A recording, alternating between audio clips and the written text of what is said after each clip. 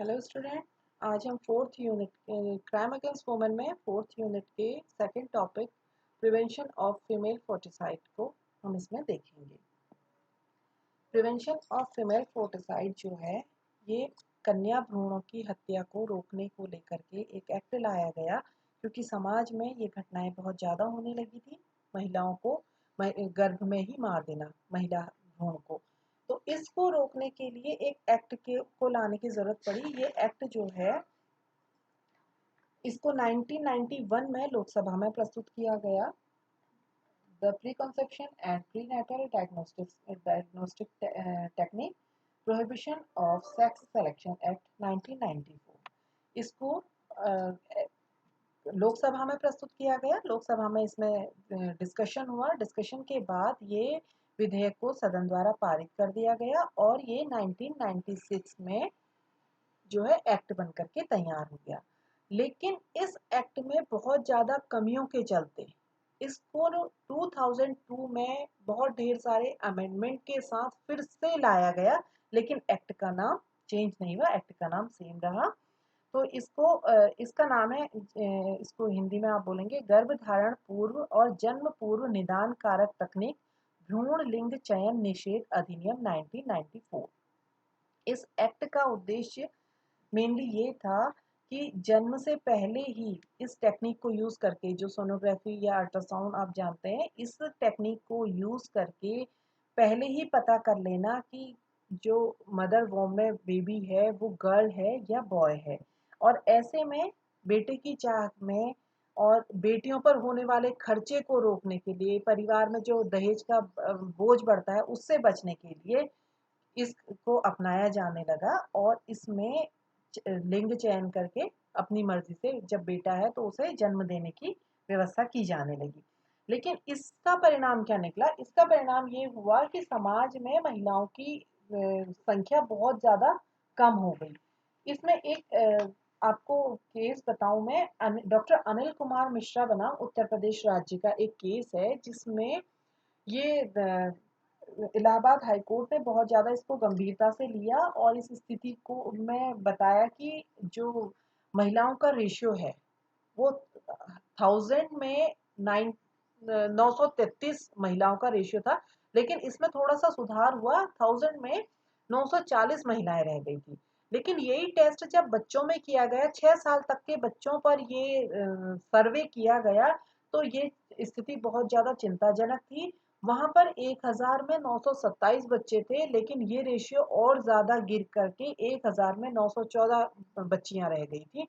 तो इस तरीके से यही था कि पहले ही सेक्स सिलेक्शन करके ही बच्चे को जन्म देने की जो प्रोसेस चल रही थी, इसके लिए ऐसी घटनाओं को समाज में रोकने के लिए, क्योंकि अगर महिलाएं नहीं होंगी तो जैसे आप देखेंगे कई राज्यों में कैसा होता है कि एक लड़के से परिवार का, अगर परिवार में 4-5 भाई हैं तो उसकी एक लड़की से शादी कर दी जाती है, क्योंकि वहां पर इस लड़कियों की संख्या बहुत ज्यादा कम हो गई है और लड़कियां मिलनी मुश्किल हो जाती हैं।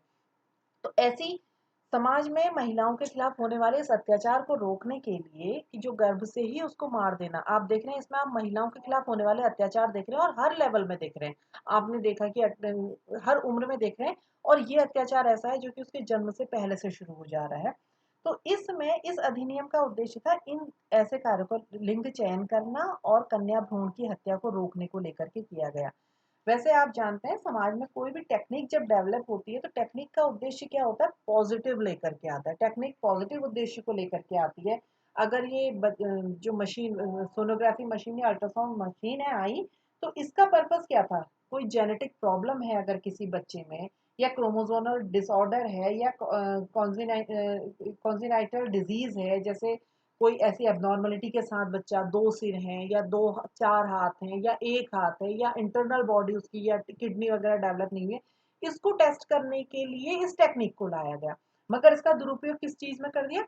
सेक्स सिलेक्शन को लेकर के करने लगे और गर्भ में ही बच्चों को, फीमेल चाइल्ड को मारने को लेकर के इसको यूज करने लगे, ये इसका दुरुपयोग किया जाने लगा।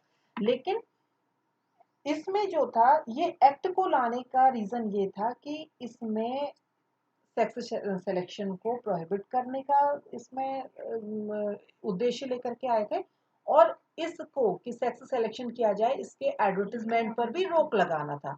इसका एडवर्टीजमेंट पता है किस तरीके से, कई जगह में ऐसे इसमें सर्वे हुए कि उसमें ये दिया था कि 2 लाख रुपए बचाने के लिए 2,000 रुपया खर्च करें। इसमें स्पष्ट तो नहीं दे रखा था कि किस चीज के लिए 2,000 देने, लेकिन जिन लोगों को जरूरत होती है वो इस भाषा को बहुत अच्छी तरह समझ जाते हैं। या एक हुआ था, और इसमें एक केस हुआ था जिसमें वहाँ सर्वे हुआ था राजस्थान में, अहमदाबाद में। वहां पर क्या करते थे, जैसे सेक्स वो होता था, मशीन चेकअप होता था। अगर लड़की है तो जय माता दी, और लड़का है तो जय श्री कृष्णा बोल करके उनको बताया जाता था कि तुम्हारे गर्भ में क्या है, बेटा है या बेटी है। तो इस तरीके के ऐड को भी रोकना इसका वो था, उद्देश्य था। परमिशन किन कंडीशन में दी जाती थी, परमिशन देने की कंडीशन थी, इन केस अगर जो प्रेग्नेंट लेडी है वो 35 साल से ज़्यादा है, तो हो सकता है उसके बच्चे में कोई डिजीज़ हो, या पूरा प्रॉपर उसमें डेवलपमेंट ना हो, या किसी लेडी के अगर 2-3 रेगुलर मिसकैरेजेस हो गए हैं तो उसमें कोई ऐसी प्रॉब्लम तो नहीं है, उनको डिटेक्ट करने के लिए इसकी परमिशन दी जाती है। और अगर इस एक्ट का उल्लंघन होता है तो इस एक्ट में क्या है, पनिशमेंट का भी की भी व्यवस्था की गई है। नेक्स्ट हम देखेंगे इसके आगे कि इसमें किन टॉपिक्स में हम देखेंगे। तो इसमें सेक्शन सिलेक्शन जो है 3A में है, जो प्रोहिबिट किया गया है। पहले हम सेक्शन 3 देखेंगे कि इसमें जो वो है, इनको प्रोहिबिट करता है किन को, मेडिकल प्रैक्टिशनर को, गाइनीज को, जेनेटिक काउंसलर हैं या लेबोरेटरीज हैं, उनके लिए कि वो रजिस्टर्ड संस्थाओं में ही अगर इन केस किसी को अगर इसकी ज़रूरत पड़ती है, टेक्निक यूज़ करने की ज़रूरत पड़ती है प्रॉब्लम्स के लिए, तो उनको केवल ये इंडिविजुअल को ही प्रोहिबिट नहीं करता, इन संस्थाओं को भी प्रोहिबिट करता है। और ये संस्थाएं रजिस्टर्ड होनी जरूरी थी, जो गवर्नमेंट द्वारा रजिस्टर्ड है उन संस्थाओं में ही टेस्ट करवाए जाएंगे। टेस्ट फीमेल टेस्ट नहीं करवाया जाएगा भ्रूण महिला है या पुरुष है करके। टेस्ट किस बारे में कराया जाएगा कि अगर कोई ऐसी जेनेटिक प्रॉब्लम है या कोई डिसऑर्डर है ऐसी, तो उस बच्चे में होने वाली कोई प्रॉब्लम को लेकर के जो टेस्ट करवाए जाएंगे। सेकंड, इसमें ये संस्थाएं तो रजिस्टर्ड है या नहीं है ये चेक किया जाएगा, रजिस्टर्ड ही ये संस्थाएं होनी चाहिए। और साथ में ये लोग नियुक्तियां कैसी करेंगे कि संस्था तो रजिस्टर्ड है मगर इसमें जो काम करने वाले एम्प्लॉयज हैं वो लोग एलिजिबल हैं या नहीं है, उनके पास प्रॉपर इसको लेकर के एजुकेशन है या नहीं है, ये भी इसका इसका यूज होगा, इसको भी देखना एक्ट का काम है। और इसमें है 3B में है मशीनों का दुरुपयोग। अगर मशीनों का किसी प्रकार से दुरुपयोग किया जाता है, जैसे बिक्री पर प्रतिबंध लगाया जाता है, और अल्ट्रासाउंड मशीन की बिक्री पर प्रतिबंध लगाया जाता है कि ऐसे जो आनुवांशिक केंद्र हैं या सलाह केंद्र हैं या जो मेडिकल प्रैक्टिशनर हैं जो भी हैं, ये ऐसे व्यक्तियों को मतलब उन्हीं संस्थाओं को मशीनें बिक्री की जाएंगी जो कि अधिनियम के अंतर्गत पंजीकृत होंगी, रजिस्टर्ड होंगी। नेक्स्ट है सेक्शन 4(2). 4(2) में है कि अगर जो जन्म से पहले निदान कारक टेक्निक है, जो regulation pre natal diagnostic technique, इसमें है कि किन प्रॉब्लम्स के चलते हुए इन टेस्ट को कराया जा सकता है, इसको लेकर के, जैसे क्रोमोसोमल डिसऑर्डर है या जेनेटिक प्रॉब्लम है या हार्मोनल प्रॉब्लम है, ऐसे जो बच्चे को लेकर के प्रॉब्लम है उनमें ही परमिशन दी जाएगी कि बच्चे का टेस्ट, माँ का टेस्ट करवाया जाएगा। इसके अलावा टेस्ट की परमिशन सेक्स डिटेक्ट करने के लिए नहीं की जाएगी। सेक्शन 4(3) बताता है कि अगर जन्म से पूर्व जो टेक्निक है उसको किन कंडीशन में यूज किया जा सकता है, वही इसके लिए टेक्निक है। इसके यूज करने का तरीका है कि जो महिला है, प्रेग्नेंट लेडी है, वो 35 साल से अधिक की है, हो सकता है उसमें कोई ऐसी डिसऑर्डर हो रहा हो, बच्चे में प्रॉपर डेवलपमेंट ना हो तो इसको टेस्ट की परमिशन मिलेगी, या लगातार 2 बार उसको मिसकैरेज हो गया हो या और किसी कारण से उसके भ्रूण की हानि हो गई हो तो उसको परमिशन मिलेगी। लेकिन परमिशन के बाद भी अगर उसको जो भी उसको डिटेल्स बतानी है, हो सकता है उसको रेस से कोई प्रॉब्लम है और उसको किसी दवाई से कोई रिएक्शन है, तो उसको सारी इसके टेक्निक के बारे में बता करके उसके बाद ही उसका टेस्ट किया जाएगा। और इसको टेस्ट करने का एक और तरीका कारण होता है कि परिवार में हो सकता है या उसके परिवार में या उसके पति के परिवार में ऐसा कोई हिस्ट्री रही हो कि जैसे मंद बुद्धि बच्चे या शरीर में कोई कुरूपता लिए हुए बच्चे होते हैं, तो ऐसे में उनको टेस्ट की परमिशन मिलेगी और इसके अलावा कोई गलत यूज के लिए परमिशन नहीं मिलेगी। सेक्शन 5 बताता है कि जो इसकी जो सूचनाएं हैं सारी डिटेल उस महिला को देनी पड़ेगी कि क्या क्या इसमें इसके रिएक्शंस हो सकते हैं, क्या क्या इससे परेशानी हो सकती है। कई बार इसको लिखित सहमति उस महिला की लेनी होगी कि उसको अगर बताने के बाद भी जिस भाषा को वो समझती है उस भाषा में उसे इसकी सारी डिटेल देनी होगी कि इससे क्या अगर हो सकता है कि कोई परेशानी भी हो सकती है। फिर है डिटर्मिनेशन ऑफ सेक्स प्रोहिबिशन। तो इसमें घोषणा करना जो है लिंग के बारे में, बच्चा मेल है या फीमेल है, ये निषिद्ध किया गया है। इसको डिस्क्लोज नहीं किया जा सकता है। और जैसे कि एक केस मैंने आपको बताया था कि अहमदाबाद में इस तरीके से उसको बताया जाता था कि जय श्री कृष्णा, और ये इस तरीके से रोक है। और उसमें अगर पति महिला और उसके रिश्तेदार और कोई भी है, वो अगर इसकी सहमति देते उसके उसको प्रोत्साहित नहीं किया जाएगा ये जानने के लिए कि उनके वो महिला के गर्भ में पलने वाला बच्चा महिला है या फीमेल है या मेल है करके। ठीक है। इसके बाद इन कंडीशन को रोक लगाया गया है। इसको एक्ट जो है प्रोहिबिट करता है कि इस तरीके का कार्य नहीं किए जाएंगे। इसके बाद है इसमें केंद्रीय जो कमेटी का गठन होता है, जो सेंट्रल सुपरवाइजरी कमेटी का गठन किया गया। तो इसमें एक सेंट्रल में होती है और एक स्टेट में होती है। पहले हम सेंट्रल के बारे में पढ़ेंगे, सेंट्रल कमेटी कौन सी है। तो सेंट्रल कमेटी में एक अध्यक्ष होता है। इसमें सेक्शन 7 के आगे हम कमेटी के गठन के बारे में देखेंगे। इसमें एक अध्यक्ष होता है। जो अध्यक्ष है वो जो होता है कि जो फैमिली वेलफेयर मिनिस्टर का जो पद धारण करता है वो इसका अध्यक्ष होता है और पदेन अध्यक्ष होता है।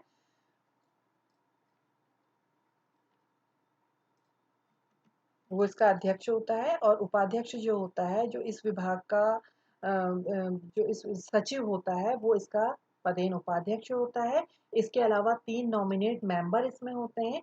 जो 3 नॉमिनेट मेंबर होते हैं वो जो है अलग अलग, कोई लॉ के क्षेत्र का होगा, कोई इसमें औषधि के लिए मेडिकल डिपार्टमेंट से होगा, वो पदेन सदस्य जो होते हैं, और बाल विकास मंत्रालय के। और इसमें महिला तथा बाल विकास मंत्रालय के जो ये 3 जो सदस्य नामित किए जाएंगे वो इन डिपार्टमेंट से किए जाते हैं। जो इसमें महासचिव होता है वो पदेन महासचिव होता है, उसको सेलेक्ट नहीं और 10 अन्य सदस्य भी इसमें होते हैं जो दो दो हर डिपार्टमेंट से होते हैं। किन किन डिपार्टमेंट से इसमें सदस्य लिए जाते हैं। इसमें जो एक मिनट, इसमें जो सदस्य लिए जाते हैं वो हैं, जैसे केंद्र सरकार इसमें प्रतिष्ठित चिकित्सक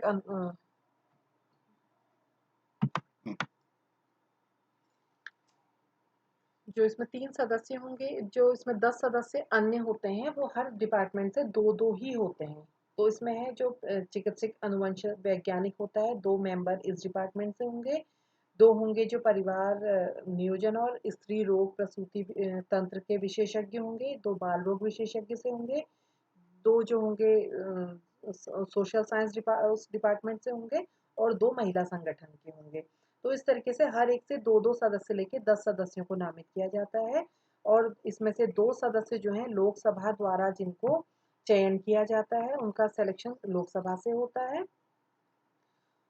और इसमें केंद्र सरकार जो है, इसमें 2 सदस्य जो हैं जो केंद्र सरकार द्वारा हर राज्य में से उनके अल्फाबेटिकली उनका नंबर आता है कि 2 सदस्य उनके राज्य के अल्फाबेटिकल नंबर से उसमें होते हैं। जैसे ए से है, असम है, तो 2 असम से होंगे। इस तरीके से इसमें सिलेक्शन किया जाता है।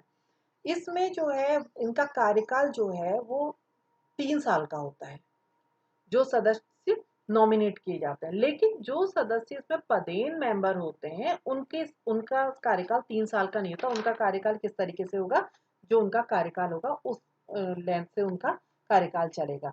इसमें जो बैठक है वो बैठक जो है कि 6 महीने में एक बार कम से कम ये बैठक का आयोजन किया जाता है और इसमें जो बैठक की अध्यक्षता है वो यह अध्यक्ष करेगा। अध्यक्ष की एब्सेंस में उपाध्यक्ष करेगा और अगर अध्यक्ष और उपाध्यक्ष दोनों ही एब्सेंट हैं तो ऐसे में फिर जो सदस्य इसमें प्रेजेंट हैं उनमें से तय किया जाएगा कि कौन उसमें अध्यक्षता करेगा और ऐसे में कुछ निर्णय किया जाता है तो 50% से ज़्यादा जिसको भी बहुमत मिलता है वो डिसीजन इसमें लिया जाता है।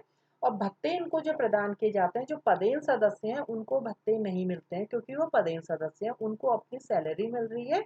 उसके अलावा जो सदस्य हैं जो भी इसके द्वारा बोर्ड द्वारा डिसाइड किया जाएगा वो इनको भत्ते मिलते हैं। इसके बाद अगर इनको इनमें से किसी को उसके पद से निकाला जाता है तो किन आधारों पर निकाला जाएगा? अगर वो किसी नैतिक भ्रष्टाचार के अपराध में दंडित किया जा चुका है या कारावासित है या उसे दिवालिया घोषित किया गया है या वो किसी ऐसे न्यायालय द्वारा घोषणा की जा चुकी है कि वो क्या है, मेंटली किसी डिजीज से ग्रस्त है करके, और या किसी ऐसे कार्यालय मतलब उसका शासकीय या उसमें उसको निलंबित कर दिया गया है तो ऐसी कंडीशन में उसको टर्मिनेट किया जा सकता है। और अगर उसको कहीं और भी वो अपना फाइनेंशियल कोई राइट रखता है या हित रखता है तो ऐसे में भी उसको यहाँ से निकाला जा सकता है। और निकाल देने में नई व्यवस्था जो है उसको पुनः नियुक्त करने के लिए फिर वही प्रोसेस अपनाया जाएगा जो पहले अपनाया है। लेकिन अगर किसी का कार्यकाल पूरा हो गया है तो उसको दोबारा रखने के लिए क्या है, उसको दोबारा सिलेक्शन के लिए केवल बारह उसको सेलेक्ट किया जा सकता है। और इसमें इसके कार्य जो हैं, इसके कार्यों के बारे में जो बोर्ड के कार्य हैं उसमें है एडवाइस करना कि परामर्श देते हैं कि इसके जो नीतियां प्रदान की जाती हैं, जो इसके टेक्निक के दुरुपयोग के विरोध में जो विषय हैं उनको उनमें सलाह देना, उनमें नीतियां बनाना और उनको सॉरी उसके लिए सलाह देना कि ऐसे जो इस टेक्निक का दुरुपयोग ना किया जाए। सेकंड है रिव्यू एंड मॉनिटर, इसका पुनर्विलोकन करना और इसको परिषद द्वारा जो इसमें अधिनियम के नियम जो इसमें नए जरूरी हैं उन नियमों को के लिए केंद्र सरकार को भेजना कि इसमें नए नियम की आवश्यकता है और अधिनियम में किसी चेंज की आवश्यकता है। पब्लिक अवेयरनेस, इसमें जनता को अवेयर करने के लिए जगह जगह जो है इसमें जागृति के लिए पोस्टर लगाना, होर्डिंग लगाना या जो इसमें क्या बोलते हैं उसे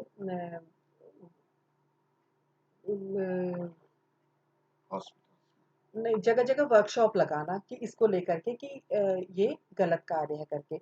आचार संहिता का निर्माण करना, कोड ऑफ कंडक्ट, तो इसमें संहिता के पालन के लिए इसमें आनुवांशिक प्रयोगशालाओं की और कार्यरत व्यक्तियों के लिए आचार संहिता का निर्माण करना कि वो परिषद के कार्यों की सूची में शामिल किया जाए ताकि जो संहिता है उसका पालन किया जाए।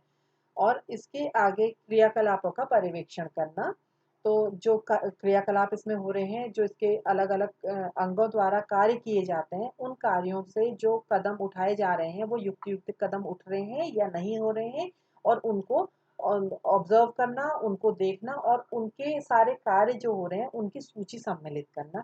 इस तरीके से ये जो है सेंट्रल बोर्ड के काम होते हैं। और जो स्टेट सुपरवाइजरी बोर्ड है उसका काम भी यही होता है, पब्लिक अवेयरनेस कराना, रिव्यू करना और प्रोविज़न का इम्प्लीमेंटेशन कराना।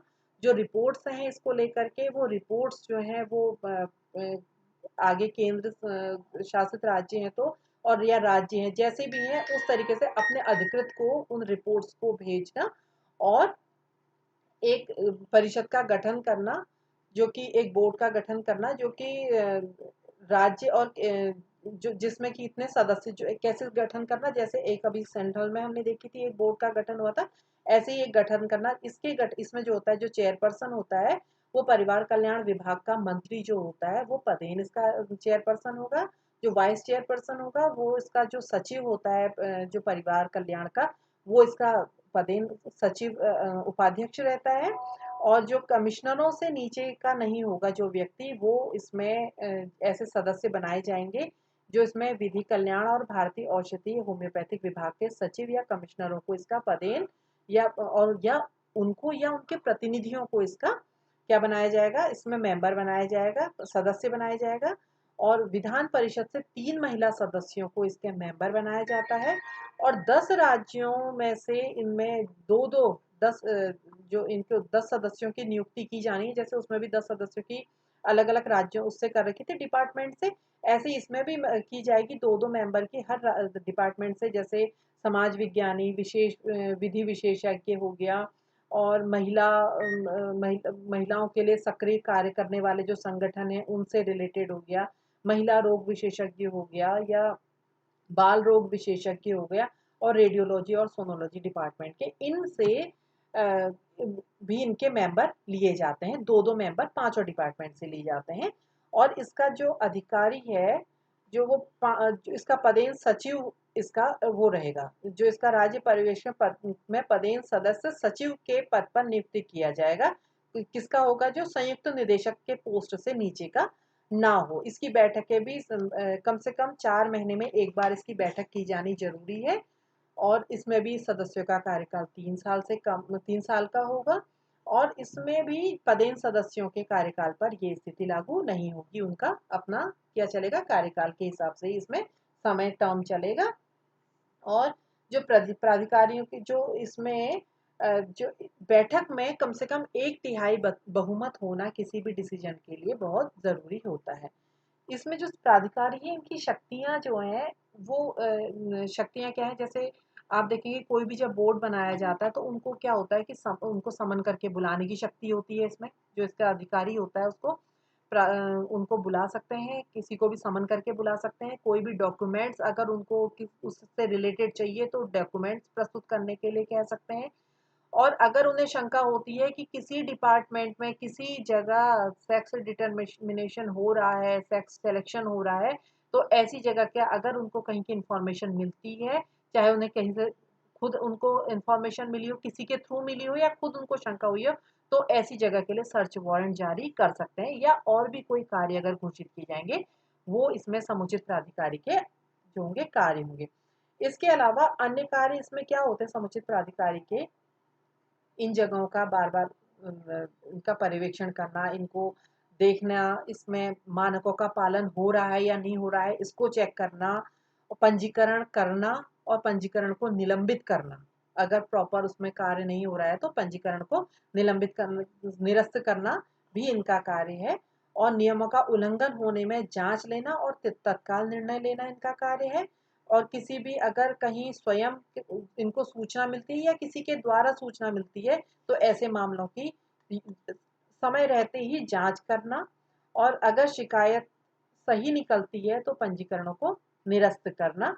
और ये इनके कार्य होते हैं। इसका जो एडवाइजरी कमेटी है इसके लिए इसका जो सिलेक्शन होगा इसमें 3 जो मेडिकल प्रैक्टिशनर होंगे, जिसमें से एक स्त्री रोग विशेषज्ञ, एक बाल रोग विशेषज्ञ, और एक चिकित्सकीय अनुवंशिक विज्ञानी होगा। एक इसमें लॉ का नॉलेज रखने वाला होगा एक सदस्य, और 3 ये होंगे, एक ये होगा। और इसके बाद एक प्रसार विभाग का प्रतिनिधित्व करने वाला अधिकारी, केंद्र शासित प्रदेश की सूचना एवं प्रसार का जो प्रतिनिधि होगा वो इसका मेंबर होगा। और 3 विशिष्ट समाज सेवी होंगे, जिसमें से कम एक महिला संगठन का व्यक्ति जरूर होगा। इन जो अनुवांशिक परामर्श केंद्रों में अनुवांशिक प्रयोगशाला है, इनके पंजीकरण के लिए पंजीकरण जो है जो 2002 के बाद से प्रभावी हो गया है कि किस तरीके से इनका पंजीकरण किया जाएगा या इनका पंजीकरण निरस्त किया जाएगा। वो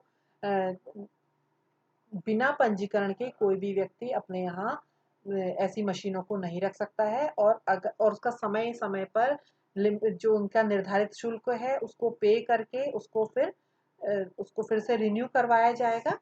और अगर कोई शिकायत मिलती है तो उसको सस्पेंड किया जाएगा, उसको निरस्त कर दिया जाएगा उसका लाइसेंस जो है। ठीक है, ये इनके समुचित जो प्राधिकारी है या एडवाइजरी कमेटी के जो अध्यक्ष हैं, कमेटी है जो इसका कार्य है।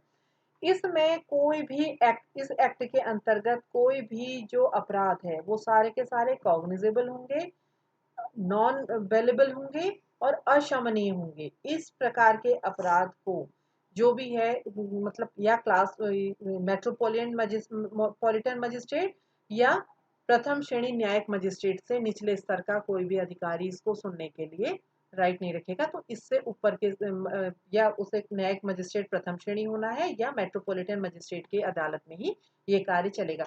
इसके अलावा थोड़ा सा मैं आपको आईपीसी से भी इससे रिलेटेड कुछ एक्ट के बारे में बता दूं, जो 312 से लेके 318 तक चलते हैं।